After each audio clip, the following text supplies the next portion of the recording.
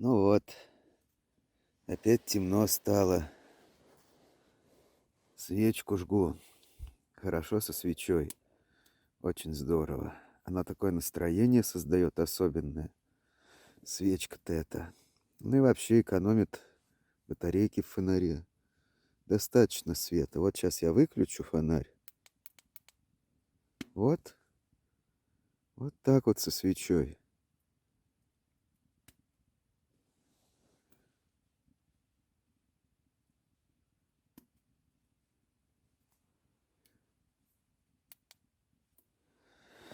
Вот. Труба идет. Лежу тут, отдыхаю. Ботинки снял. Пусть ноги отдохнут. Подсохнут немного.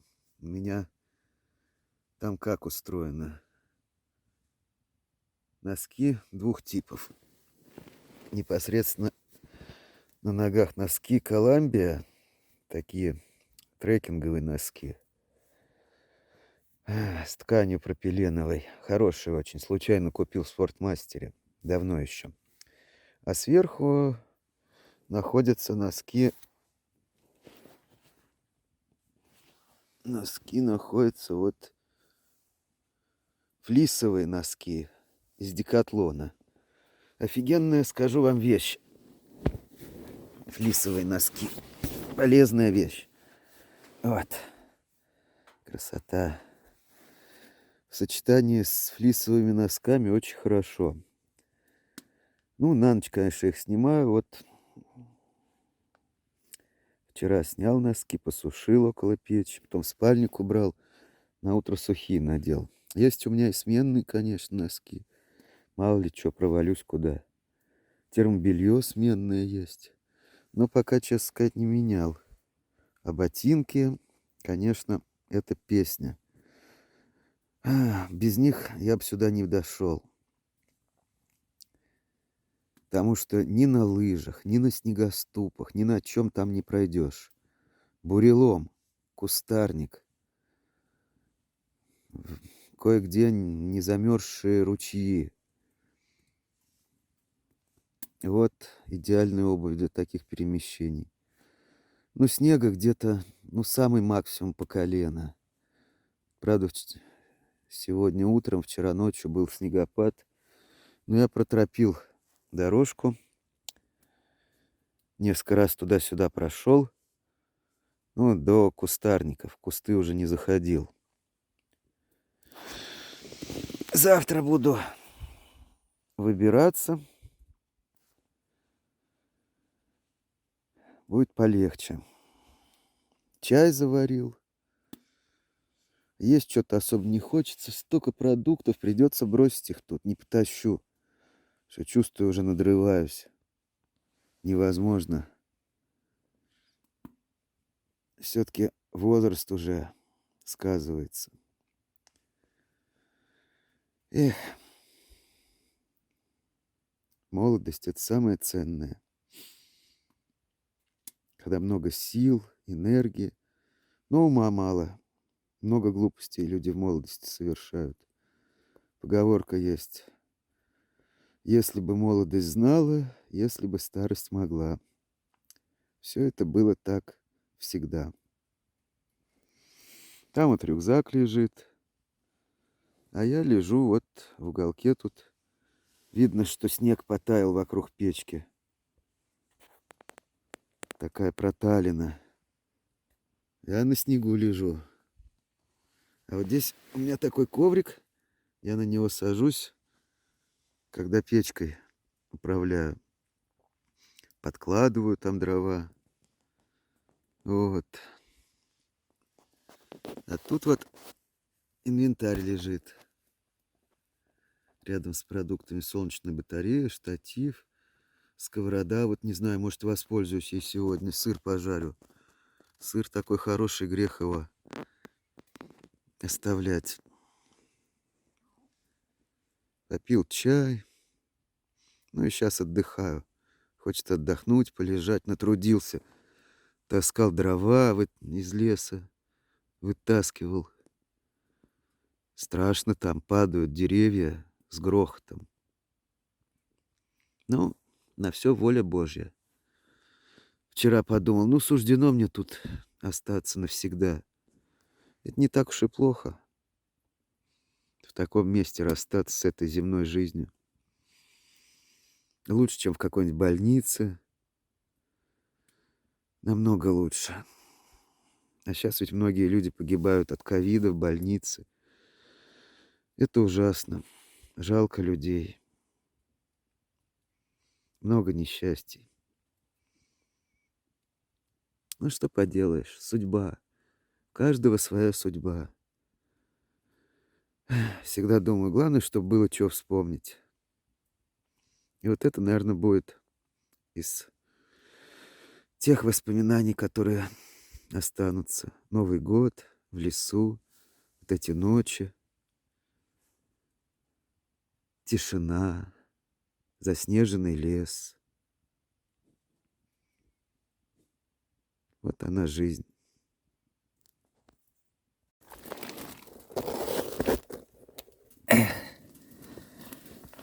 Решил я пожарить сыр. Вот такой вот сыр. Это называется сыр грильмамбер. Какой-то типа камамбер. Но он самый дешевый из этих всех камамберов. Вот потому-то я его и взял. А по вкусу и по запаху очень похож. Вот я думаю его пожарить сейчас. Порежу его кусочками. Так-то я его попробовал, вкусный он. Да я его и раньше брал. Порежу сейчас.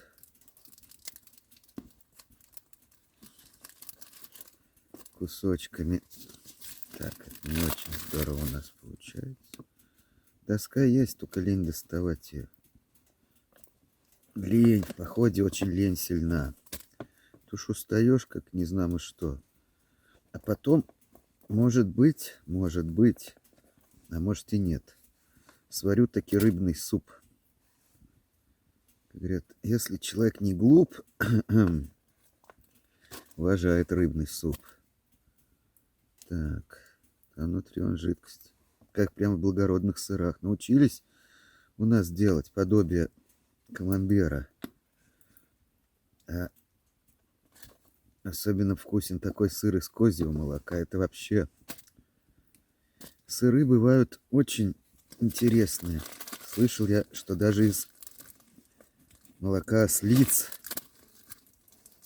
производят сыры. Какой-то знаменитый сербский, что ли, теннисист Джокович, или как его там, покупает такой сыр. Безумно дорогой. Ну, теннисист, спортсмен. Ему можно... Может, и из верблюжьего молока существуют сыры. С конского не слыхал. Ну, можете есть. Курут ел в Киргизии. Курут. Сухой такой. Творог сушеный с солью. Туда его. Так. Немножко активизируем. Вот масло сливочное зимой. Самое то.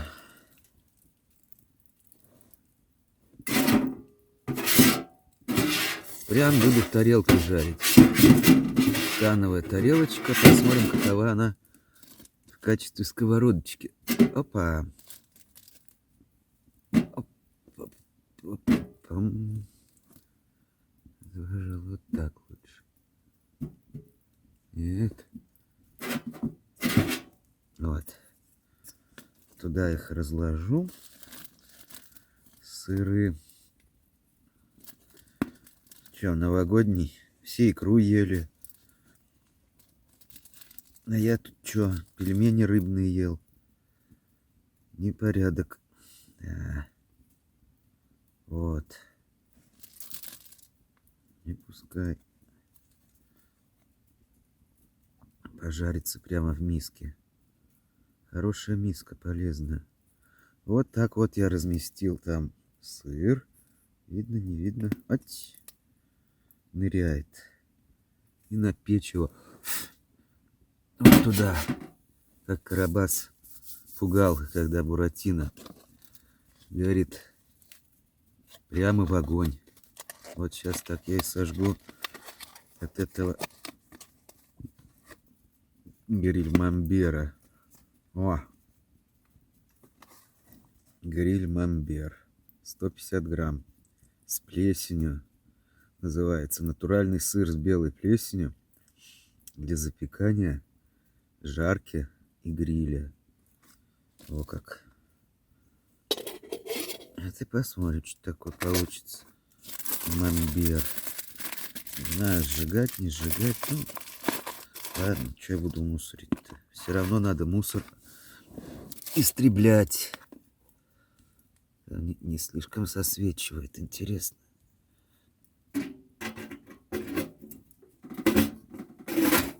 О, ух ты. Вот туда. И вот сюда. И вот так вот. Так, это я сжег. Это нет. Это не положено. Это я завтра разводить буду. Вот. Вот такую.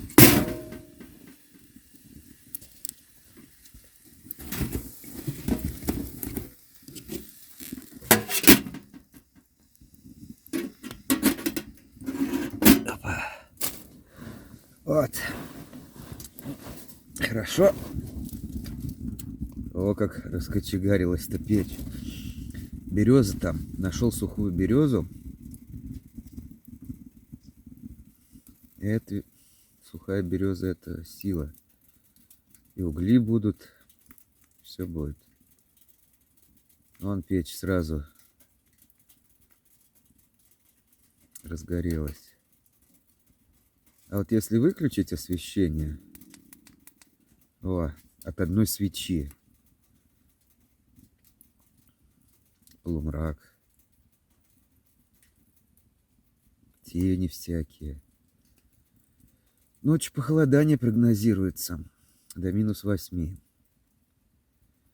Ну, думаю, как-нибудь переживем мы это похолодание. А завтра вообще 15-17 градусов к вечеру. А потом опять потепление. Вот и думаешь, что оставаться тут? Еды полно. Дубняк будет. В принципе, дубняк-то я переживу. Еду доедать. Или уйти завтра.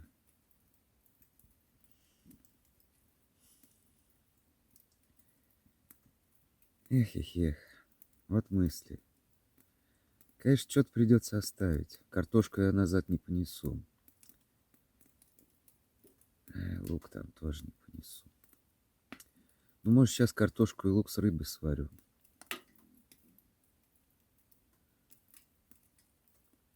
А так, глядишь, наемся этого мамбера. И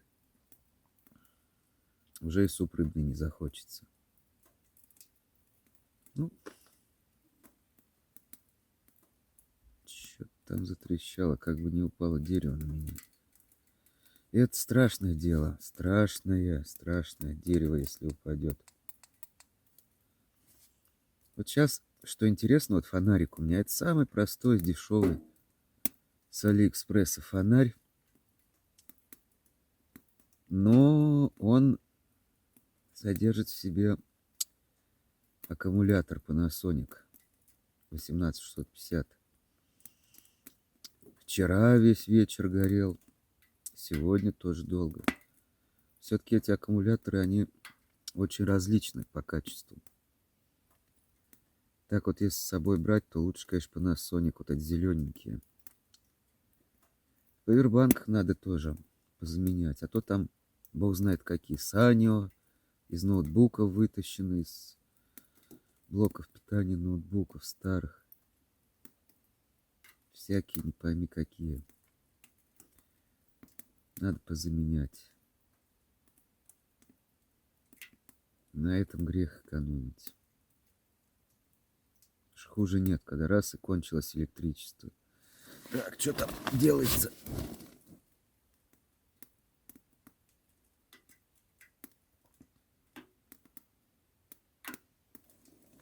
Ну, масло растаяло. Пускай жарится.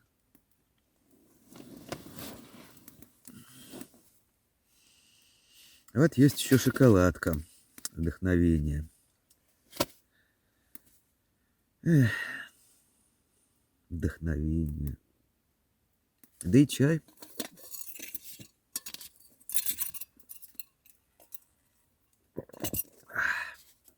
Что-то подостыло. Надо подлить горяченького.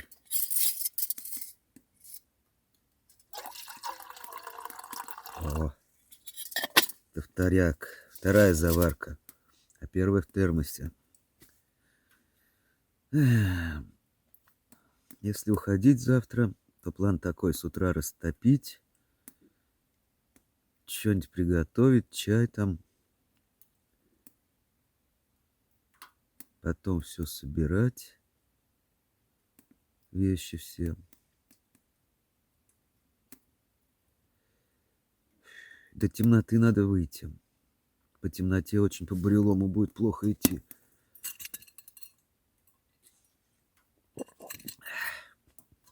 Можно, конечно, все можно. Но зачем? И там уж до цивилизации выйти. Там уж дорога прямая до станции. 4 километра где-то идти. С таким, конечно, рюкзаком это не особо по кайфу. 4 километра. Можно, а чё? Да, он шатался по лесу, перелазил там через стволы заснеженные, ничего. А тут по дороге. Но, конечно, это...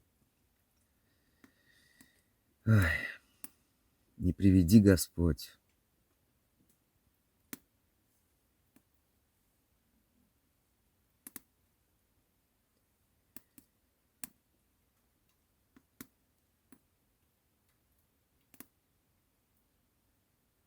Чё-то печка у нас как-то не весело работает. В чем дело? Посмотрим. С этой стороны неудобно, конечно, смотреть.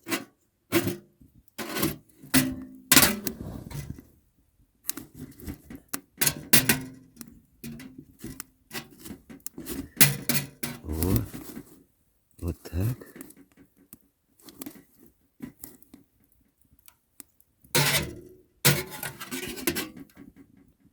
Ого. Просто надо дрова там поправить. Березы, потом угля сюда поближе переставлю, когда будет. А то что-то жарится, как-то масло растаяло, а жарение... О, печь-то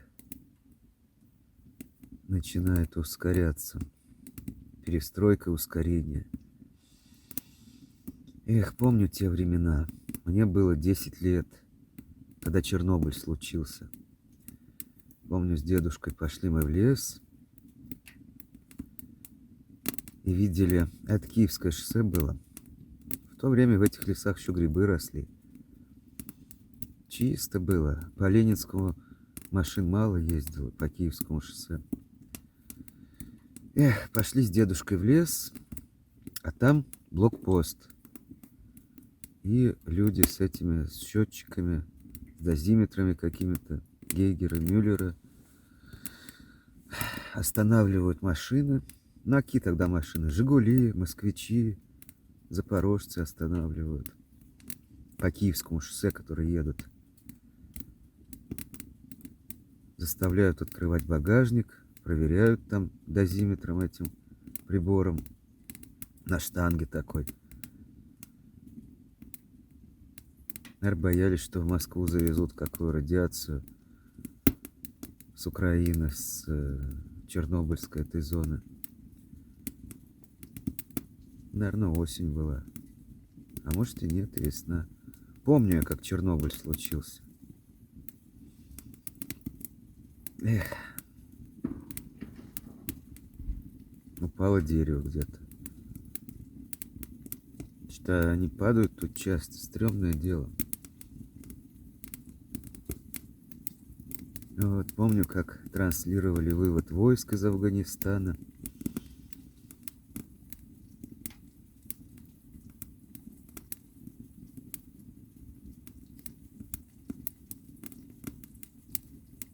Да, времена были. Эх. Потом завертелось. Столько всего. Ну и вот, жизнь, считай, прошла. Что там остается? Не так уж много. Конечно, что-то повидал. Много где был.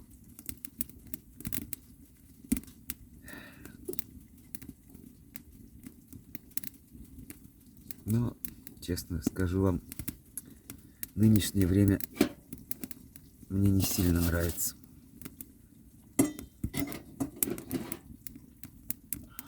О, о, какая сласть. Пусть еще пожарится маленько. И буду кушать.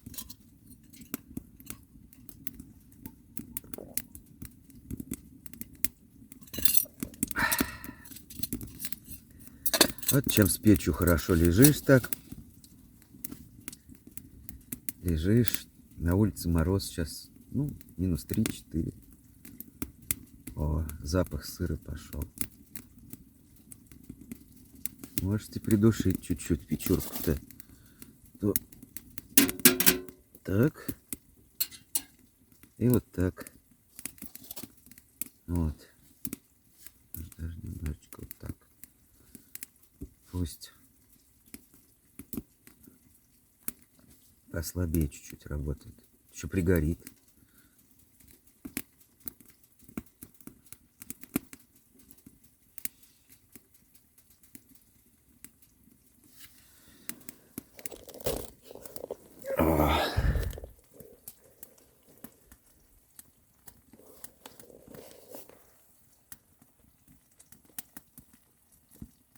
Вот так вот.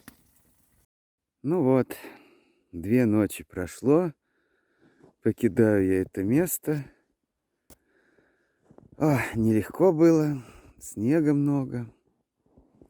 Вот какой заснеженный лес. Пойду пробиваться через него. Тропил дорожку. Эх, что получится. Ну, время еще до темноты есть.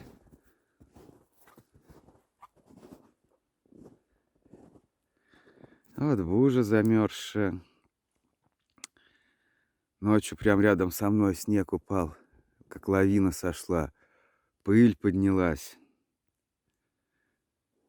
Эх, ничего. С утра огонь развел в печке, согрелся. Спальник самое то. Под утро холодно было, наверное, под 10. И коврик хорошо сработал, терморест, и спальник. В общем, все нормально. Поход прошел успешно. Ну, конечно, снег. Замело все.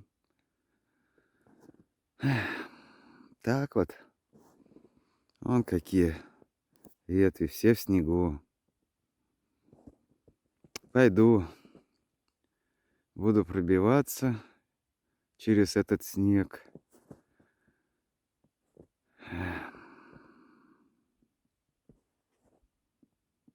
Падает он, идет.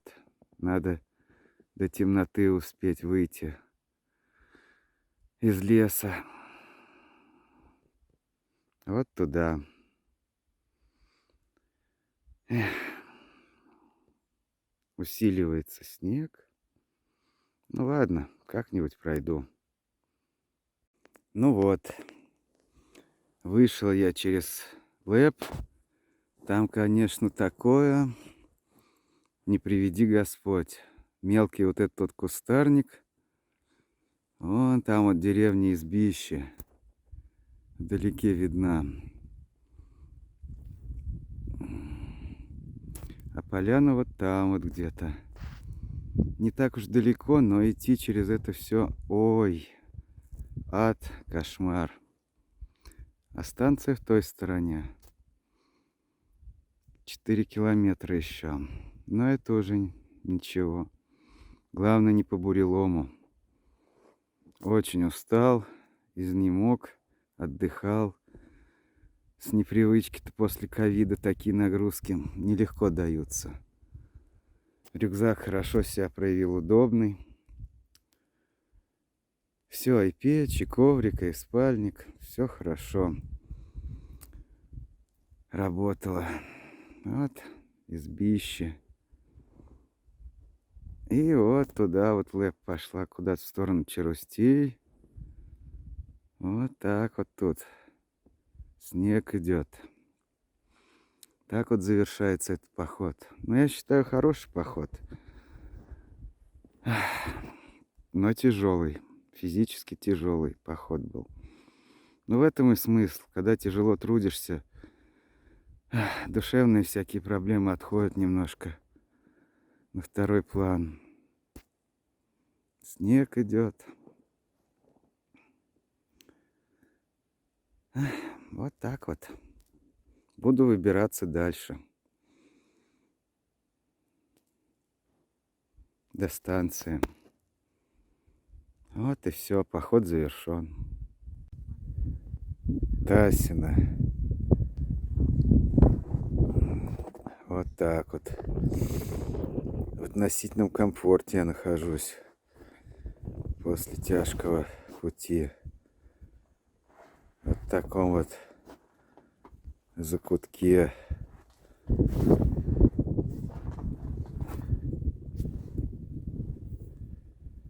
Рюкзак тут стоит, палки. Добрался.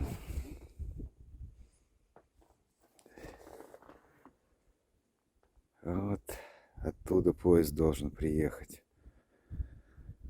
Ветер, холодно. Товарники проносятся. Суровые места. Вот так. Выбрался. Теперь путь на электричках, на метро. Ну, это уже не так интересно.